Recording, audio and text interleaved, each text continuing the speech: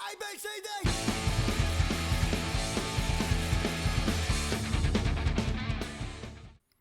Hi everyone, the 3-gun guy here, and I just wanted to do a quick video on my very first load development for my new 6.5 Creedmoor rifle.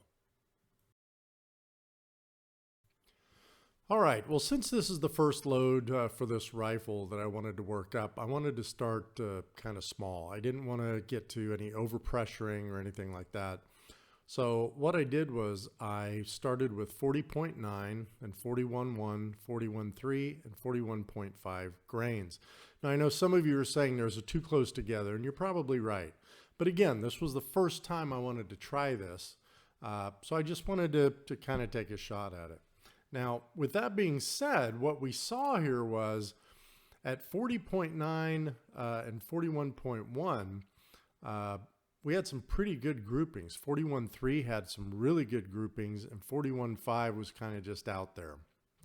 Also, what I did, if you look at the two red numbers next to each target, that's the largest spread from the shots, and then I took the three smallest spreads in that group. So I just wanted to kind of get an idea, hey, did I pull something? Did I not pull something?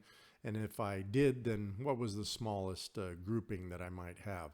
So with that said, let's go ahead and look at the numbers.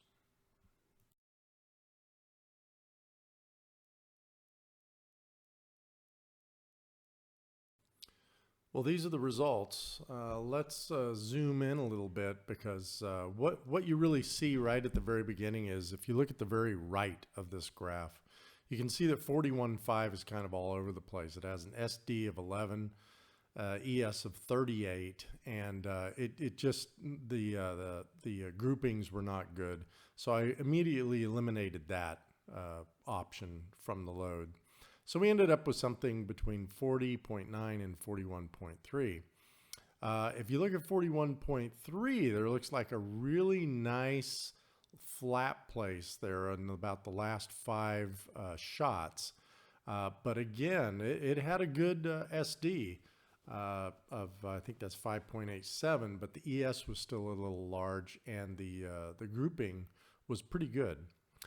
So what we're going to focus on is the 40.9 and the 41.1.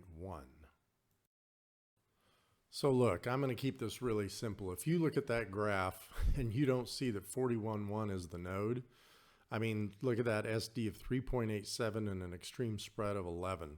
We have an average velocity of 2775, which is really at the high end of this bullet. From what I've read and people I've talked to, they say this bullet likes 2330 to 2370. So that's pretty good.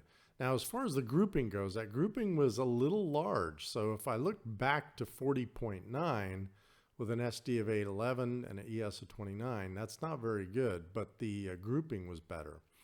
So what I was thinking is, and what I've done, is actually build my loads out at 41.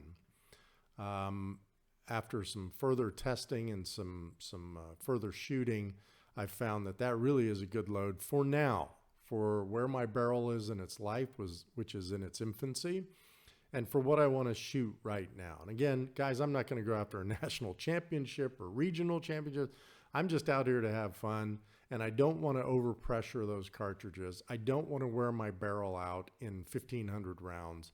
So I'm going to stick with this for a while, and then maybe we'll do another ladder test later, and we'll look at those results. All right, so I took the 41 grains, loaded some rounds up, and then I loaded 10 rounds at 20 thousandths off the land, 40 thousandths, and 60 thousandths off the land. If you look at the SDs and extreme spreads of these, wow, this really showed me something. Now, what was interesting here is, I don't know if you notice it, but at 40 thousandths off the lands, I have a 2.61 SD with an 8 ES, but that velocity fell. Remember in the other test, my velocity with this, say 41 was around 27, probably 50, and now we're at 2733. but look at the groupings. 3/4 of an inch and a half inch were the best groupings in this test. Now, what I want you to realize is that blue area there, that is a 15 ES overall. So let's zoom in and really look at this. So now looking at this in a little more detail, the blue area there is that 8 ES for the 40 thousandths off the land. So, you know, I just wanted to really stress that that seems to be the sweet spot.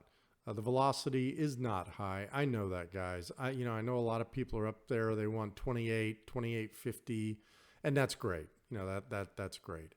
I may play with that someday, as I just said, but right now I'm very happy with what I have. If I can have that SD of 2.61 with an ES of 8 and an MOA grouping of 0.75 to 0.5, I'll be very happy. So I'm going to load 41 grains at 40 thousandths off the land. All right, let's talk about something that I'm sure is going to get some comments, and that's mandrelling the neck. So if you looked at my videos on how I load, you know that I don't use a full length sizing die and do everything at one time. I bump the shoulder, which pulls the neck diameter in, and then I mandrel the neck in a separate step. So I got to thinking, and I thought, you know, if I want really good, consistent neck tension, what if I were to mandrel that neck twice? And that's just run it twice through the press.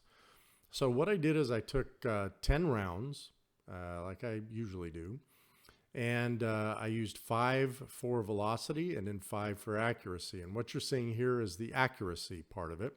So you can see that the mandreled once, which is the top, I shot the wrong target, had a 1.5 inch grouping, and the twice mandreled at the bottom had a 0.75 inch or 3/4 of an inch grouping. So, you know, I looked at that and I thought, hey, maybe there's something to that. And then when I got home, I ran the numbers. Well, and here they are. So, you know, the SD on the mandreled twice was much better than first mandreled, and ES was cut down by a third, actually. So average FPS, surprisingly to me, was actually less on the twice mandreled, which, well, I guess that's not a surprise, right? Look, the whole point of this was this. When you mandrel these necks, you're going to have some spring back, right? Some of it's going to contract a little after you mandrel it. If you mandrel twice, you kind of take the spring back out of it, or a lot of the spring back out of it. The big number here was the grouping. So half, literally half by twice mandreled necks. Now, some of you are going to say you're overworking the brass. I anneal my brass after every shot. So I don't believe I'm overworking the brass. We'll see down the line. Look, if it looks like I am, then I'll go back to mandrelling once. But I got to tell you, so far, looking at these numbers and looking at the results, I am going to twice mandrel my brass from now on.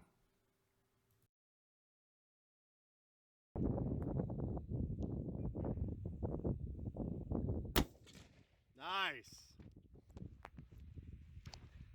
Rack around. Just follow your process.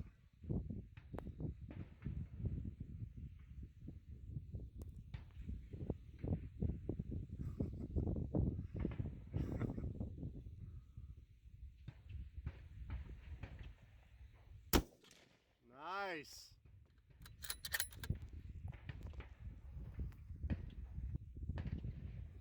She's shooting at 100 yards.